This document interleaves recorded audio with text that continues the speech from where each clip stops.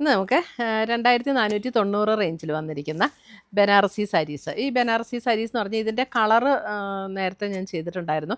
നമുക്ക് യൂഷ്വലി വരുന്ന ബനാറസ് സാരീസിനേക്കാളും കുറച്ചും കൂടെ ഡിഫറെൻ്റ് ആയിട്ടുള്ളൊരു പാറ്റേൺ ആണിത്.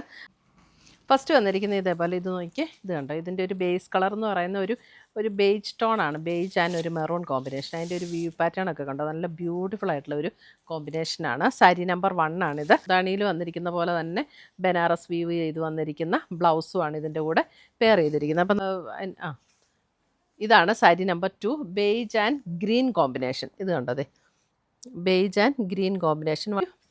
5 വരുമ്പോൾ ഒരു ചില്ലി റെഡ് കോമ്പിനേഷൻ.